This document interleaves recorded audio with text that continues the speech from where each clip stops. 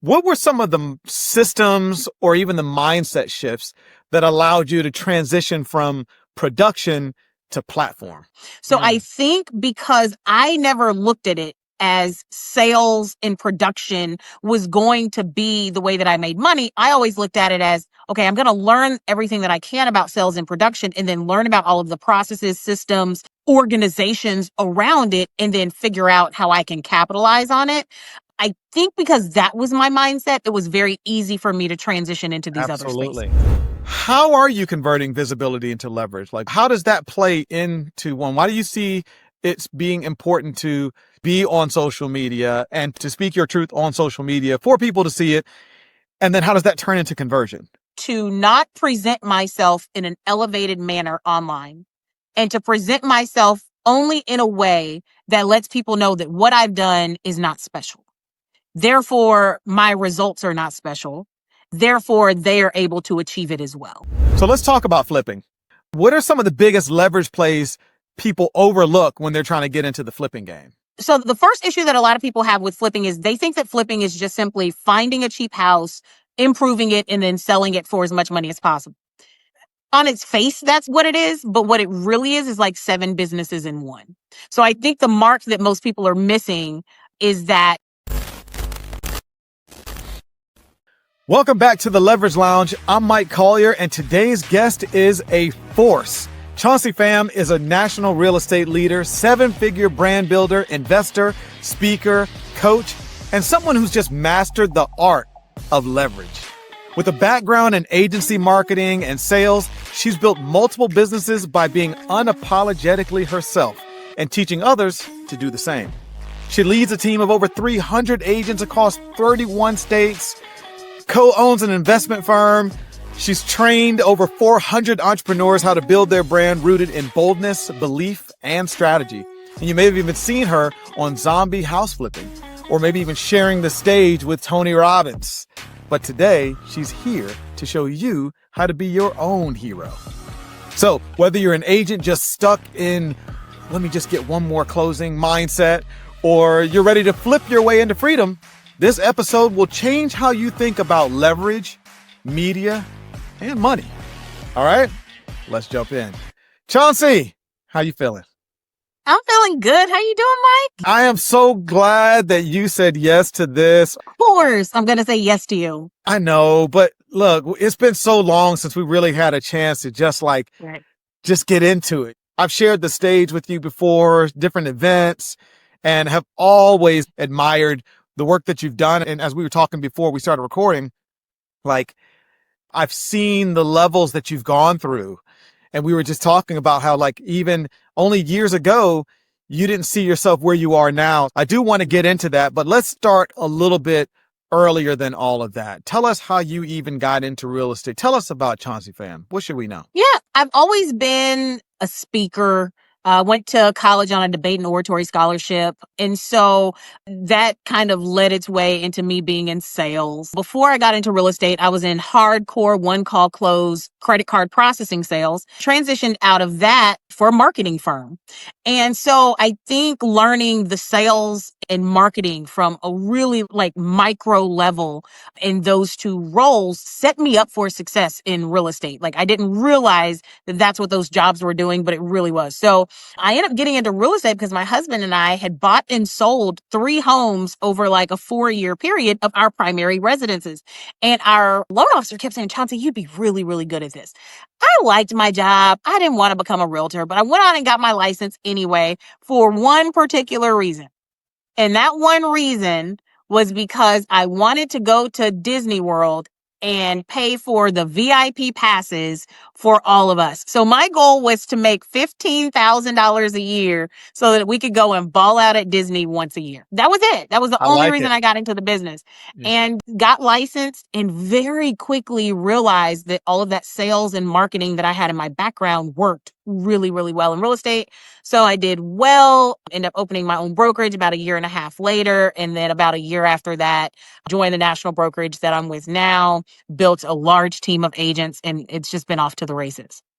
It's been amazing to watch. Now, a lot of people know you from your time as a broker or now as the coach flipping agents into investors. Right. But I want to go back. What were some of the systems or even the mindset shifts that allowed you to transition from production to platform? So I will say from the very beginning, once I got in, at first it was just, I'm going to sell a couple of houses so we can go to Disney World. But after about those first 3 months and I realized the income potential in the business and started understanding it more, I would say after being in the business for 6 months, I didn't look at production as being the end all. I then started looking at production as the entry level position into this vast industry that had all of these moving pieces that I could become a part of. So I Mm, think because I never looked at it as sales and production was going to be the way that I made money, I always looked at it as, okay, I'm going to learn everything that I can about sales and production and then learn about all of the processes, systems, organizations around it, and then figure out how I can capitalize on it. I think because that was my mindset, it was very easy for me to transition into these other spaces. absolutely. You entered into it thinking sales production, but like you said, it's only 6 months, which is impressive because at 6 months you had this mindset shift where you went from kind of this employee mindset to a business ownership mindset. And you Oh, said, okay, well, absolutely. I'm going to be a real Absolutely. estate business owner, not just some agent that's out here selling homes. Correct. Correct. Let's talk through that. You started realizing that, okay, well, this doesn't have to be your only income source. There's a lot of different, this thing has legs, but then you Right. started leveraging content. I mean, I've watched you do this. Like you started automating different parts of your business. So talk to us about how that kind of started to happen. This is something that a lot of people would find to be a controversial statement, but I am inherently lazy. And when I say that meaning I don't revere working hard. I don't find that it's noble just working yourself to the bone and not enjoying anything about life. You don't care to have the story of sleeping in your car and sleeping at work and working No, 48 hours a week. No, yeah, that's no, not that's you. always been silly to me. The concept of that has always been silly to me. So, in saying that, in everything that I've ever done, I'm always looking for processes and systems that can be duplicated and that can be automated and that can make my life easier. So, even from the very beginning of selling houses, when I would notice that I was having the same conversation over and over with someone, I'll keep having the same conversation with every client. I'm going to make a video and then I'm going to make a video series and I'm going to make a drip campaign out of it so that when I get a client, then I'm going to send this to them and then tell them to watch the video and I'm not repeating myself. Even in terms of things as small as that, I understood leveraging automation and leveraging video and being able to duplicate things that you were doing was really, really important. I want to say that one of the leaders of our group, Jay Kinder, I heard him say that if you can't hand over everything that you're doing to someone else for them to do it, all you've done is built a jail cell. You've built a job Right. for yourself.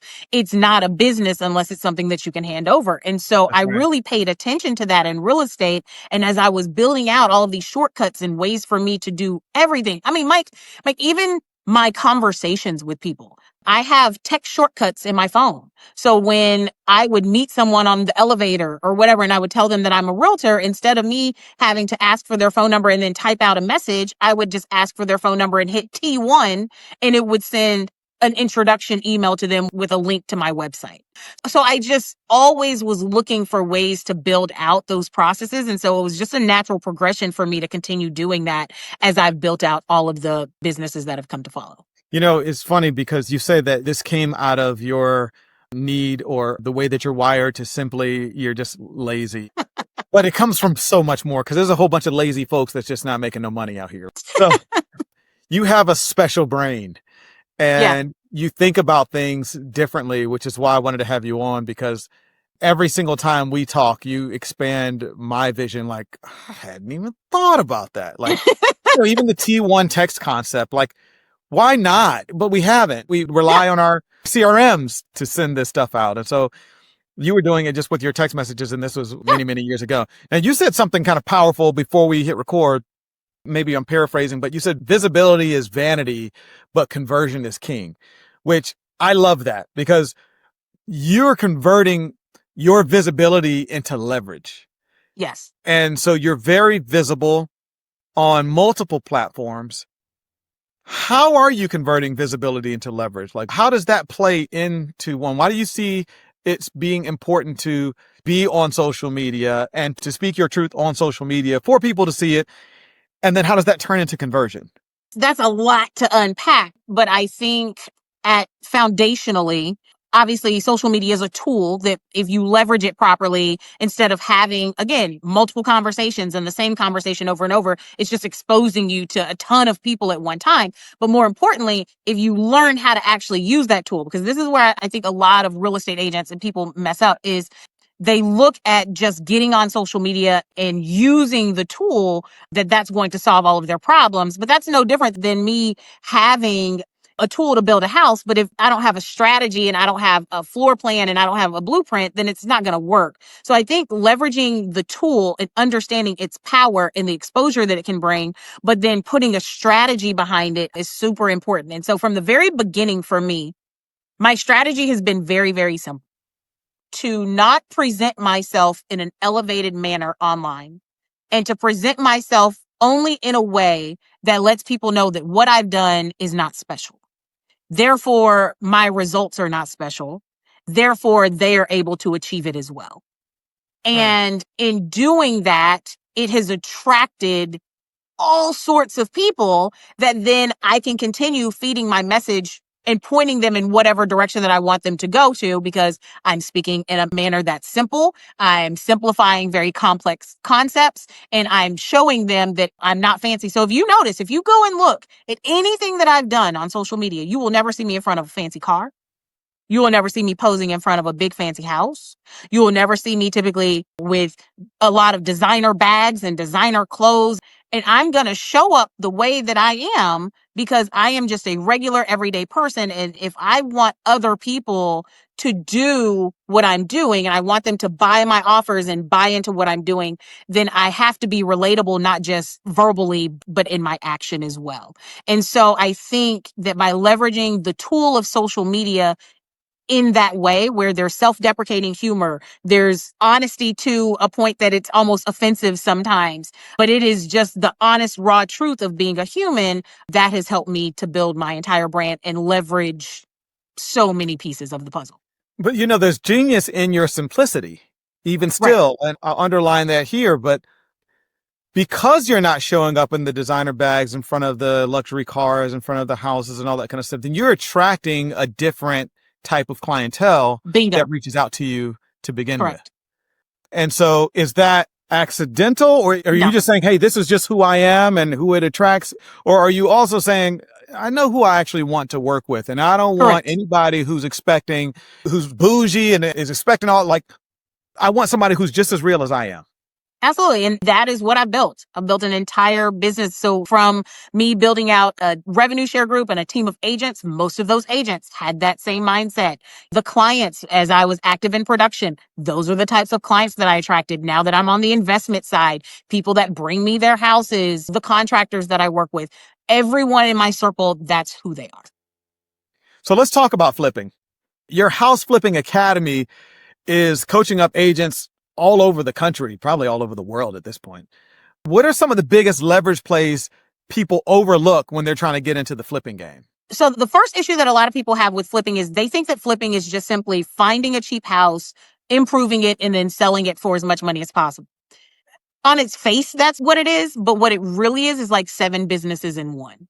So I think the mark that most people are missing is that if you get in and you actually build out verticals and you're efficient and you're making money from all of the different pieces of the process of flipping houses, that's what makes you really valuable. And then you're able to leverage all of the different pieces as the markets shift. So I'll give you an example. So when we first started, we hired a random general contractor. We're using a random hard money lender. When I needed help with design, I was hiring a designer. I would hire a stager to stage it. I listed myself. But then I realized over time, all of those things were pieces of this one end product that I was making. And if I could figure out a way to make money on all of those pieces, then I could get smarter and leverage my skill set and leverage my knowledge in the game, but then do that for other people and have less exposure financially. And so I think that's a big piece of the puzzle that flippers are missing. They think, again,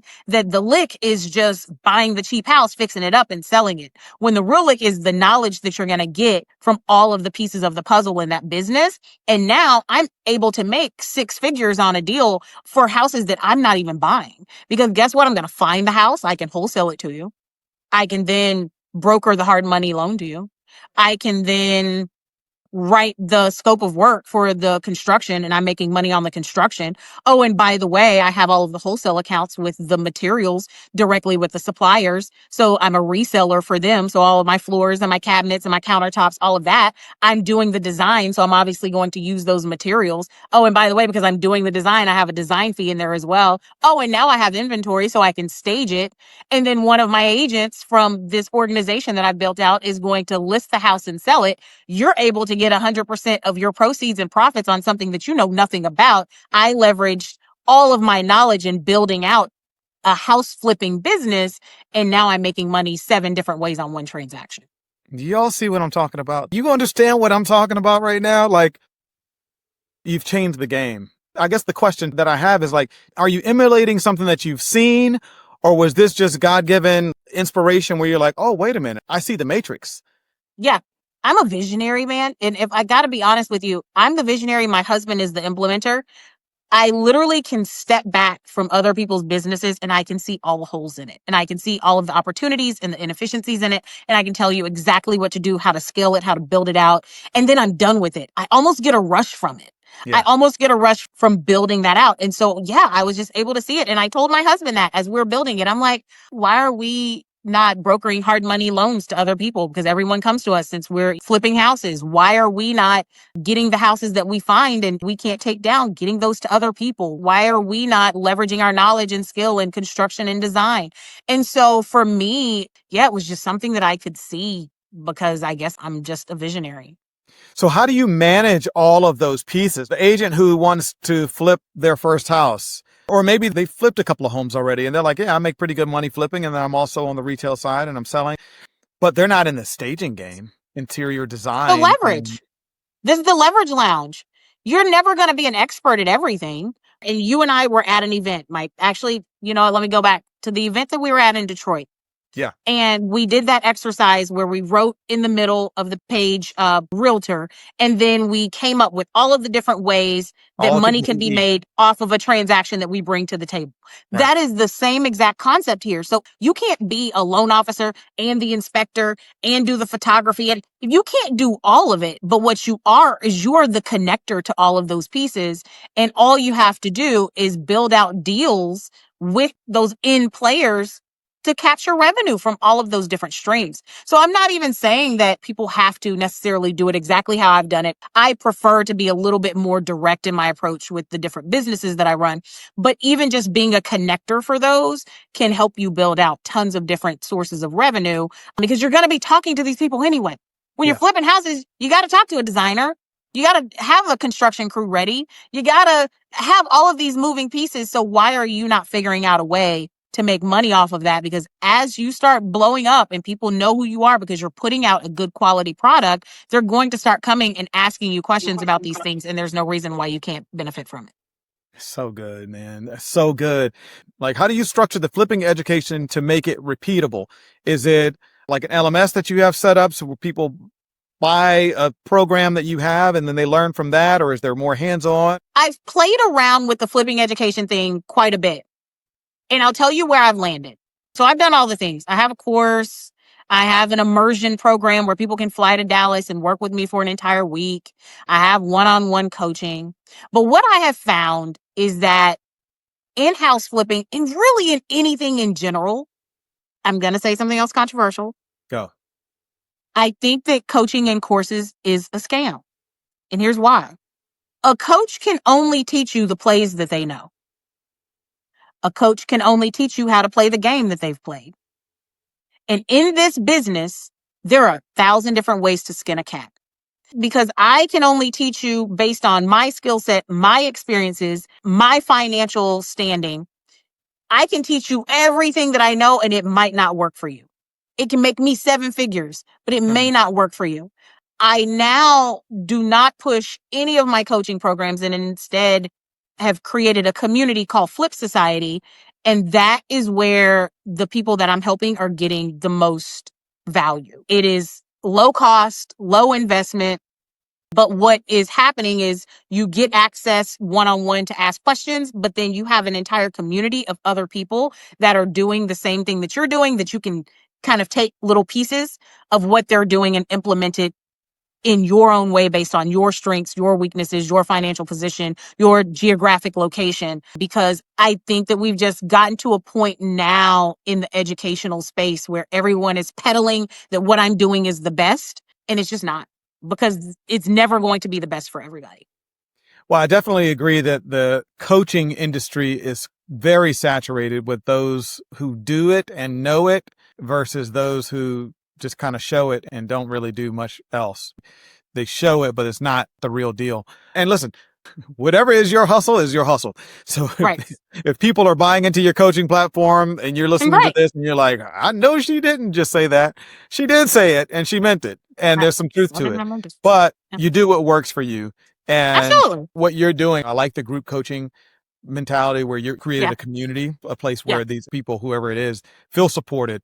Yeah. Because you don't have to be an agent to be a part of your community, correct? No. It's just it's mostly agents that are looking to transition into getting into real estate investing, but I've got people from all different walks of life. Even when they ask, like, can I get some one-on-one coaching? Look, I can teach you this. If you're good at these things, if you're good on camera, if you can lead generate the way that I lead generate, if you can close the way that I close and build relationships like I can, then it'll work for you. Otherwise, it's going to be a waste of money. So you need to talk to yourself and be introspective and make sure that this is going to be worth it for you. And most of the time, they say, you know what, I'm not Chauncey. So maybe I should stay in here, use some of what she's teaching, but also take what some of the other people are doing and then build out something for myself. Okay. So I want to get into a little bit of how the sausage is made with some of the stuff that I'm going to ask you here. And then I want to go into some of the TV stuff we've done. Do you have established content pillars? You're like, hey, I know that I need to post, not necessarily formulaic, but I know that I post about this, this, and this on a weekly basis, on a daily basis, whatever that Uh-huh. is. I'd like to know about your content pillars. Talk about maybe some DM strategies or automations that you might have, and even some of the lead magnets. And maybe that goes into your content pillars. What your lead magnets look like. Yeah, absolutely. So my content pillars, I'm always just speaking to realtors that want to transition out of production and into the investment side of things. So that's my avatar, is Okay. essentially a pretty high producing realtor that has money that kind of move into. Okay. My pillars are just simply education on house flipping and kind of myth busting, getting rid of common issues and myths about the business. I also have a content pillar that I don't hear a lot of people talk about, which is what I call my enemy content pillar. So I have created a common enemy with Yeah. my client avatar. My enemy that I gang up with the people that consume my content is house flippers that just do gray and white, boring, cheap flips. And so a lot of people forget that you can really get buy-in from your audience and gain their trust when you hate the same people that they hate, Yeah. which we see that right now just in general in the world. Yep. But so that's a content pillar for me. And then the last is just speaking to realtor problems. So a lot of the issues that realtors experience in specifically burnout, feeling taken advantage of. So I really try to tune into the emotional side of what tires realtors. Those are my three main pillars. So you've got your flipping investment education, our common enemy, and then, kind of the rock in the shoe for the realtor. And are you doing DM automation? So do you Yeah, have mini chat set mini up chat. and somebody hmm just, okay. Yep. So I have mini chat set up. So for a lot of the things that I may, share, most of mine is just comment a word and then it will send a download or whatever. And I'm collecting emails through that and then doing email marketing on the back end. Okay. So email marketing in the back, and then you're converting from the emails. What are you trying to get from the email? So from email, they're Joining Flip Society. joining it. Okay. So that's where they join. Are they paying to Yes. join? Yes. So they pay Okay. to join Flip Society. There's a monthly fee. And another thing that I do a lot of is I do kind of the one to many strategy. So Yeah. twice a month, I do a webinar. So again, I'll make a video that's very interesting, catch people's attention. And then to get more information about what I'm talking about in the video, comment, blah, blah, blah, to get access to this webinar. And so I do them twice a month and they sell out every month with 100 people in each one. And Wow. I'm teaching different things, the fundamentals about flipping. So finding, funding, fixing, furnishing, and then flipping. And so I just kind of rotate those. I sell a lot of memberships from that. Okay. And you're just rotating the content. So you don't necessarily have to create new stuff all the time. No, Right. no, no, no. So Yeah. it's the same ones, but I just rotate them. Love that. Simple. Again, there's Simple. genius in your simplicity. I love it. Let me ask you, what's something that someone can implement this week to start building authority in their niche? Because I truly believe that the riches are in the niche. You have your avatar, you know exactly who you're talking to, and you know what you're talking about. Most agents, as you know, because you've coached agents who are brand new and agents who don't even have their license yet, trying to get their license. Most agents don't have any idea of who they want to sell to, who they want to talk to. And so they're kind of talking to everybody, but nobody's listening. So what would you say about that? The easiest thing is enemy marketing. Regardless of where you are in your business, there is something that you don't like. You're talking to the consumer that hates cheap finishes in new construction. And so that's who you're banning with your client avatar against. You're going out and you are making it your mission to find every builder out here that has a cheap product. Or maybe it's sellers that overprice their property. So now you're going out and you're making it a mission to tour properties and show the comps and show how these sellers are unrealistic and, you know, what the problem is and how long they've been sitting on the market versus those that are priced properly. Like really honing in, because people want community right now and they want community with people that are like-minded. So if you can figure out what people don't like, and it's probably just something that you hate. You don't like peanut butter and banana sandwiches. There's probably a gaggle of people somewhere that loathe peanut butter and banana sandwiches just like you. You start pumping out marketing content that is against peanut butter and banana sandwiches, then most of those people are going to come to you regardless of how else they feel about everything else. And so I think that that is probably the most overlooked, fastest, easiest way to start gaining trust from an audience and build an audience very quickly. And that is no shade against those who like peanut butter and banana sandwiches, because let me tell you, it will go down in my household. I do love. I like them. I like a little honey. Oh, with a drizzle of honey, and don't do granola too. Oh my gosh, that's fantastic. All right, I want to bring you to the lightning round. Okay. So this is just a series of questions. We're going to put you in the Leverage Lounge hot seat, and these are 5 rapid fire questions, and we're just going to go quick. Now, typically what ends up happening is I want to learn more. So I'm going to ask you to answer it quick, but then we might dive in a little bit deeper. Is that all right? Okay. Fair enough. All right, here we go. Favorite tech tool that you just cannot live without? Software or hardware? Let's go software. Podio. You use a Podio. I used to use Podio when I was wholesaling. Why is that one? I just like that the way that we have it set up, we have everything in there just for each job that we have. So my construction manager, project manager, all of us have access to it. We have links in there to the spreadsheets that we're using. It's just our centralized hub to navigate everything. That's good. Okay. So that was software. If it was hardware, what would it be? DJI. I knew it was going to be something that you have in front of you. What is that? It's called a DJI Action 5. It's an action camera. So kind of like a GoPro, but it's a DJI and it's awesome. It's like $350 camera. I take it everywhere. It fits in your pocket. It's awesome. Okay. I didn't know about that one. What's one mistake agents make when they try to scale? They try to do it too quickly. Okay. Talk about that. I think they just, I think that people think that scaling is getting bigger when scaling is actually making more money. I think that they focus on the optics of it getting bigger. So I need more agents. I want a bigger team. I need more deals. But then at the end of the day, their bottom line is less because they've neglected to look at all of the expenses that brought in and what the return on their time investment was going to be. And so they're burned out and broke by the end of it. I think that that's the biggest issue. It's not how big it is, it's how much money you're making. That's so good. Oh my gosh, man, you stepping on some toes today. I love it. Book or podcast that changed the game for you? Outside of the Leverage Lounge podcast. I already know you've listened to all of these episodes, so yes. The book is Surrounded by Idiots. It just teaches you how to manage different personalities around you. And so it essentially has you categorize people by color.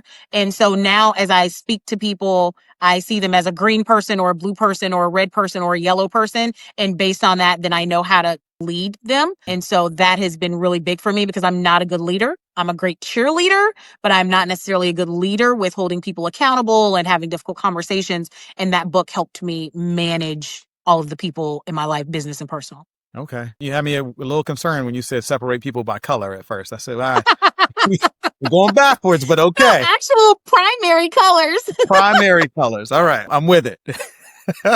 Okay. I'm like, hey, I'm from Georgia. So I'm like, wait, what are we talking about now? What about a podcast? Any podcast that is like on your playlist that you can't live without? I don't listen to a lot of podcasts. Okay. That's all right. I listen Okay. to Spanish podcasts because I'm trying to learn Spanish, but that's it. Hey, that's something. What's one thing that looks like leverage, but really isn't? And maybe you already talked about that one. It would have to be, in terms of the real estate world, agents. I think that there is a fine line. So what ends up happening is we get to a point where we're like, I don't want to be in production anymore. I want to build out a team, or I'm going to build out a revenue share group, and I'm going to bring on all of these agents, and I'm just going to make money from them. And so then you're able to kind of leverage their efforts and their labor and time. Then you can step back. That's the biggest mistake that you can ever make in the business, because it's not just agents, it's quality agents, agents that are actually going to sell. So yes, I would say, again, kind of going back to what I said was a big mistake, which is growing too quickly and looking at the optics of it. Having more isn't necessarily more. More doesn't equal more all the time, right? No. More could absolutely equal less. All the time. There was a point in time in your trajectory where you had Pick Chauncey's Brain calendar link. What was the reason that you even created that, and where did that lead? So I saw kind of a high-powered influencer agent one day. He made a post on Facebook that said, I'm so sick of people offering me a beer and a hamburger for lunch for all of the knowledge that I've gotten in this business. Like, no, you can't pick my brain for a beer and a hamburger. And I thought, I've always wanted to talk to this guy, and I don't know what I could have offered him. I'm pretty sure there are other people that think the same. What if I do let people pick my brain for free? What can I get from that? And that was during a time that I was trying to build my team. And so I started putting that at the bottom of all of my YouTube videos. It was my call to action to everything. And I was getting 12, 13 calls a day sometimes that were free calls of agents that just wanted another agent that had been successful in the business to pick their brain and ask them questions. And where that led me was being the top recruiter at the brokerage for a couple of years. And all of those people just came from conversations that I was having for free on picking my brain. And so I still have them. I do them sparingly. They're only 15-minute calls now instead of 45. And I talk more about investing, but they're still very valuable. And I think that it's important. Where I want to go, though, is because what looked like leverage really wasn't. So let's talk about the reality of that, because you shared some stuff with me before about how many of those agents, they either didn't stick around, spending a lot more of your time because it was another heartbeat, but it wasn't necessarily the quality that we're talking about when we're talking about leveraging the right agents. The way that I got them was the way that they expected for me to keep them, which was a very deep one-on-one personal relationship.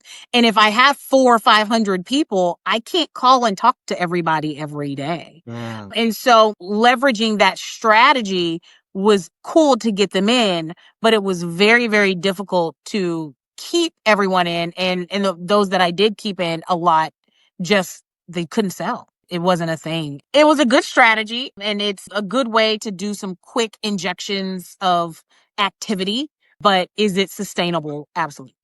Yeah. That's good. Last rapid fire question. What's the one thing that you do every week that moves the needle the most? It's my meeting with my husband that we do now every Monday morning. Okay. Every Monday morning. Business? Is this a business meeting, a family meeting? It is. Both? It's both.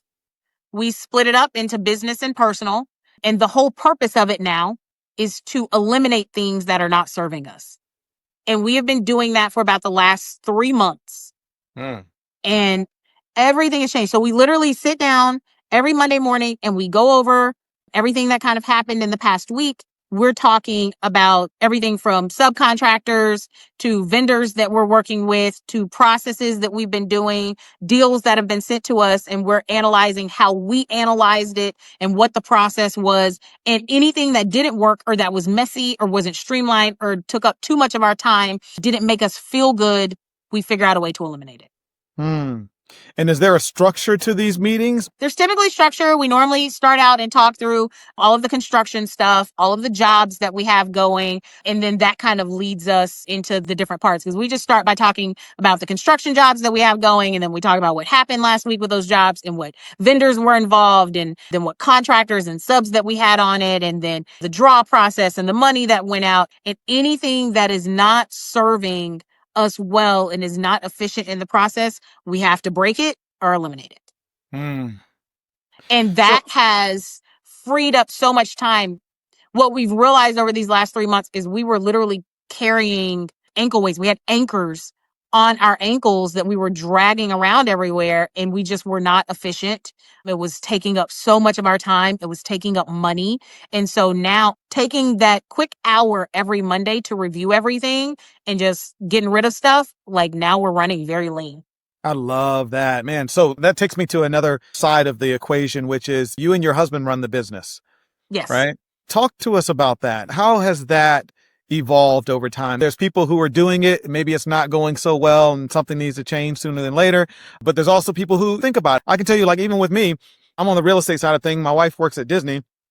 And sometimes I'm like, man, I look at these husband and wife couples and I'm like, gosh, they're like working together and they're like building something and they're playing off of each other. But then I also see the other side of it, and then it's not as good, right? Maybe business is good, but home isn't good.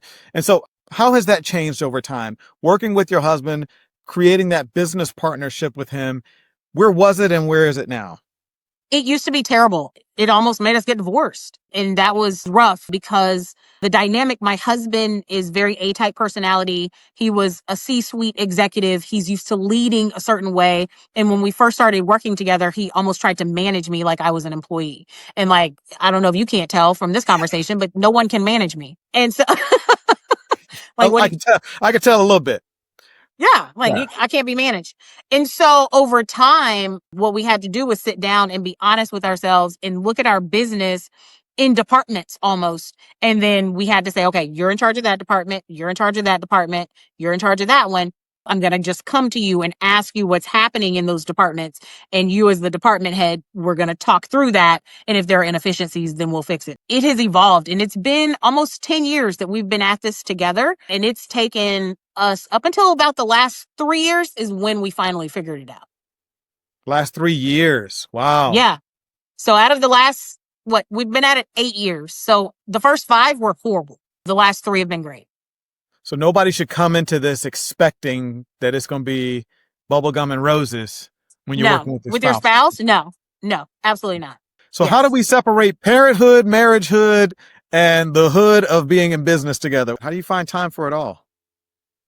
You know, we've built our businesses in a very strategic way around us having time. I told you, we don't like spending a lot of time in the business. So by and large, we spend most of our time on marriage and kids. It's not the other way around. It used to be because it had to be, but we were very strategic in how we built it out. So now it's actually very simple. We don't spend a lot of time in the business. We work on the business every day for a couple of hours, but we're not working in the business. And that was a big deal for us. So, I mean, we spend most of our time just with our kids.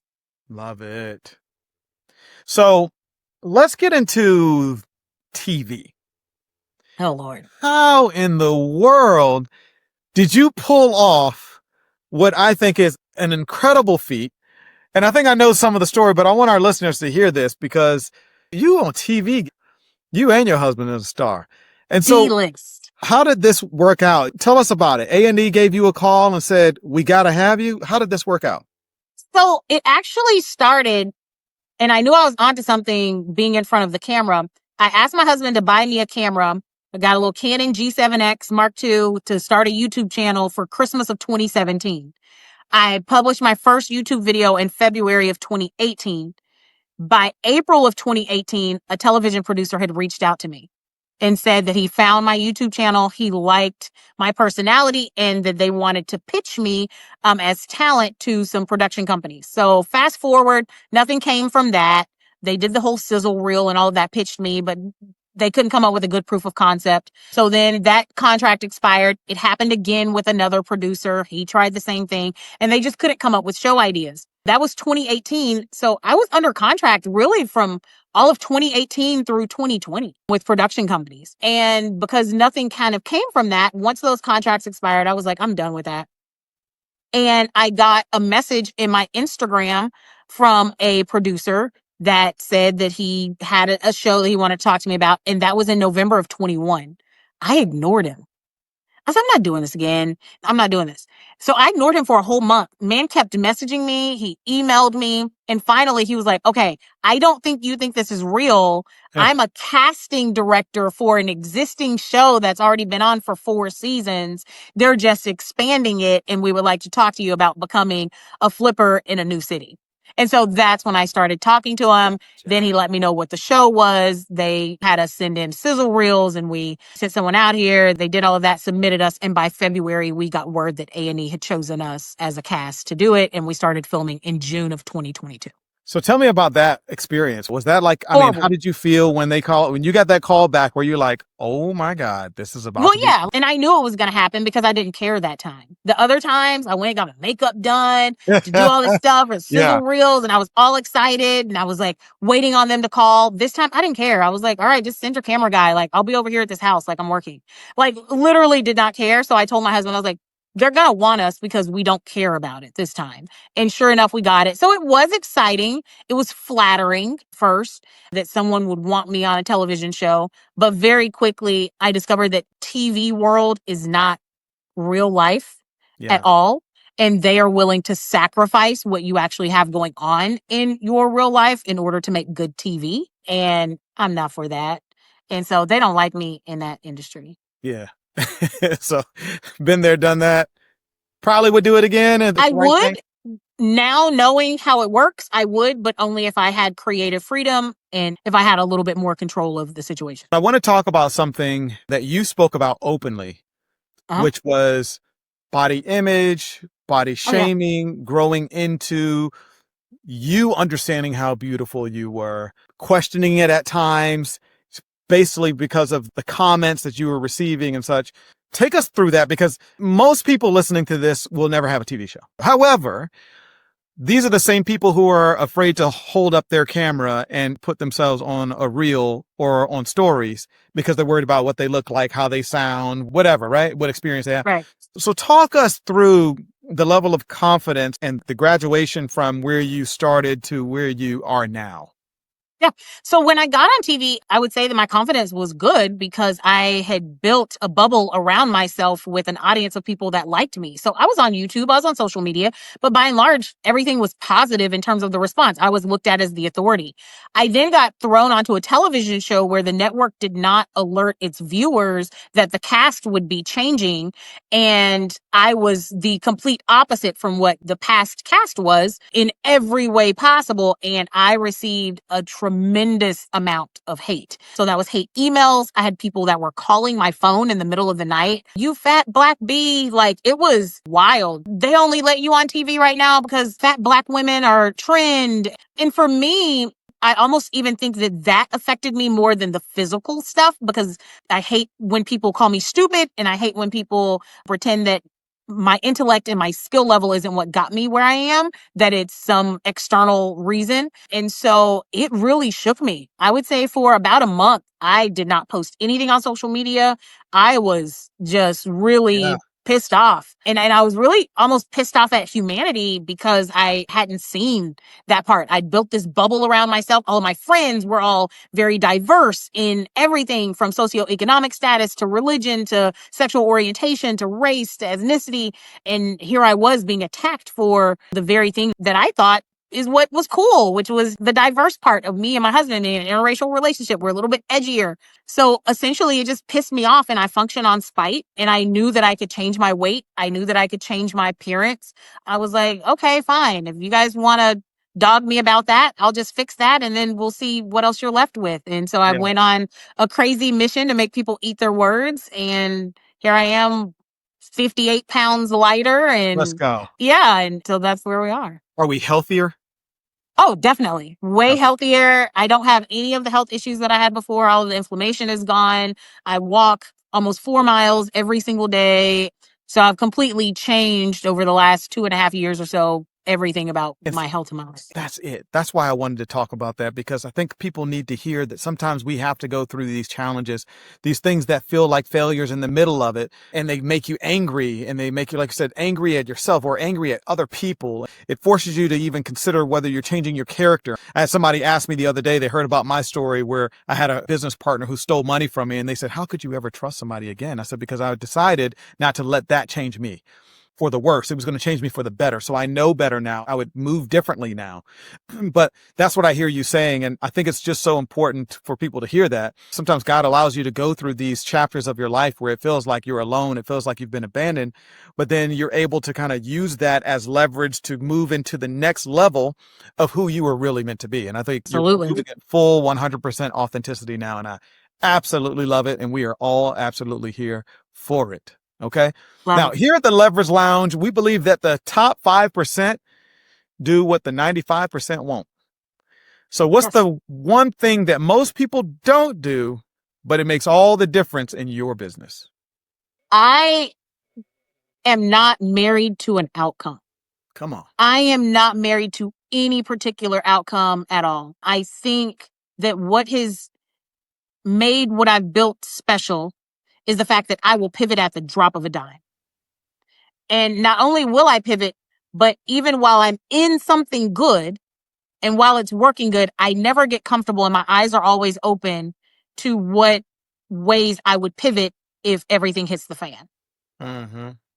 I think far too many business owners in any industry get married to the idea that they have in their brain of how success is going to look for them, what they're going to build out, what it's going to look like. I ain't married to any of it. I will go and sell some hearing aids tomorrow. I will open up a trash company. I don't care, because I understand that the only thing that is guaranteed and that is constant is change. Right. And I operate from a place of understanding that nothing is going to last forever. And I always have a pivot in the back of my head. Mm. Yeah, I would definitely say and agree that 95% of people do not work that way, act that way, or even have that belief. Thank you for sharing that. Listen, this was incredible. I want to make sure that our listeners know where to go next. What do you have coming up that people should know about? Where can they connect with you, enroll in the program, follow along, see all of your hilariously funny reels that you share? Talk to us. Yeah. Essentially, I am on TikTok, I'm on Instagram, and I'm on YouTube with the same name, which is _Chauncey Show. So just look me up there. You can follow me there, and links in bio on all of those places lead you all to the same place, which is myrealestaterebel.com, which will give you access to pretty much everything that I have. You are the real estate rebel. Some of the stuff that you say, I be DMing you all the time. I'm like, no, you didn't. You're like, yes, I did. I sure did. It's so funny, but it's so refreshing. And I really do. I just love you, man. I think the world of you. I love you more. And, you have a genius mind. You know, the way that you work, the way that you operate, the way you cut through the noise, and you're able to do that in a way with clarity and able to communicate that even. There's some people who are able to be really good at business, but they can't necessarily communicate why they're good, or they don't necessarily understand how to communicate with others very well, play well in the sandbox. But I think you do both very well, which is a gift. And so, hey guys, if you're listening to this and you got value from this conversation, make sure you drop us a comment. Let Chauncey know. Let her know how much you got out of this, what you got out of this. What was your one key takeaway? And make sure, again, you share and subscribe wherever you're listening or you're watching. And all the full show notes are available to you at leveragewithmike.com. Thank you guys for tuning in to the Leverage Lounge podcast. I'm Mike Collier. We'll see you next time. And remember, let's scale smarter.